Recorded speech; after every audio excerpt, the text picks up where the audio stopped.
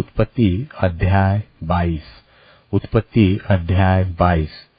इन बातों के पश्चात ऐसा हुआ कि परमेश्वर ने इब्राहिम से यह कहकर उसकी परीक्षा की कि हे इब्राहिम। उसने कहा, देख मैं यहाँ हूँ। उसने कहा, अपने पुत्र को अर्थात अपने इकलौते पुत्र इसहाक को, जिससे तू प्रेम रखता है, संग लेकर मोरियाह देश में चला जा और वहां उसको एक पहाड़ के ऊपर, जो मैं तुझे बताऊंगा, होम बलि करके चढ़ा।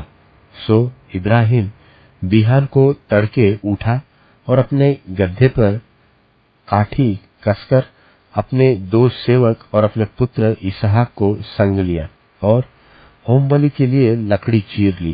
तब कूच करके उस स्थान की ओर चला जिसकी चर्चा परमेश्वर ने उससे की थी। तीसरे दिन इब्राहिम ने आंखें उठाकर उस स्थान को दूर से देखा और उसने अपने सेवकों से कहा, गड्ढे के पास यही ठहरे रहो और यह लड़का और मैं वहां तक जाकर और दंडवत करके फिर तुम्हारे पास लौट आऊंगा। सो इब्राहिम ने होम बलि की लकड़ी लेकर अपने पुत्र इसहाक पर ला दी और आग और छुरी को अपने हाथ में लिया और वे दोनों एक साथ चल पड़े। इसहाक ने अपने पिता इब्राहिम से कहा, हे मेरे पिता। उसने कहा, हे मेरे पुत्र, क्या बात है? उसने कहा, देख आग और लकड़ी तो है, पर होम बलि के लिए भेड़ कहाँ है? इब्राहिम ने कहा, हे मेरे पुत्र, परमेश्वर होम बलि की भेड़ का उपाय आप ही करेगा। सो वे दोनों संग संग आगे चलते गए और वे उस स्थान को जिसे परमेश्वर ने उसको बताया था पहुंचे।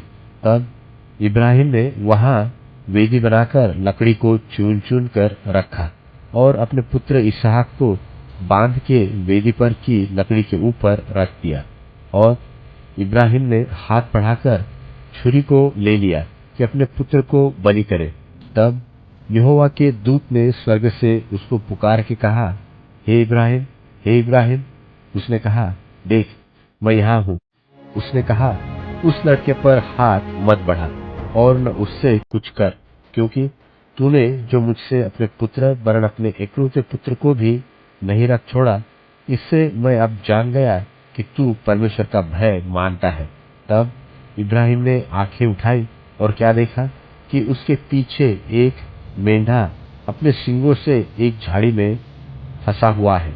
सो इब्राहिम ने जाके उस मेंढे को ले लिया और अपने पुत्र की संति होम बलि करके चढ़ाया और इब्राहिम ने उस स्थान का नाम यहोवा यीरे रखा। इसके अनुसार आज तक भी कहा जाता है कि यहोवा के पहाड़ पर उपाय किया जाएगा।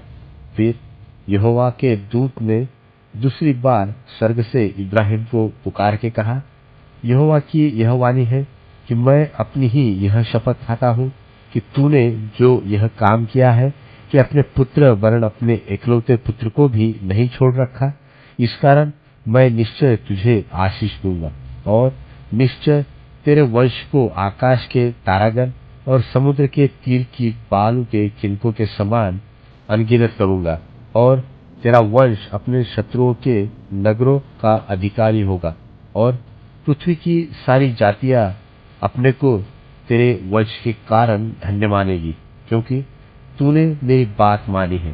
तब इब्राहिम अपने सेवकों के पास लौट आया और वे सब बेरशेबा को संग संग गए और इब्राहिम बेरशेबा में रहता रहा।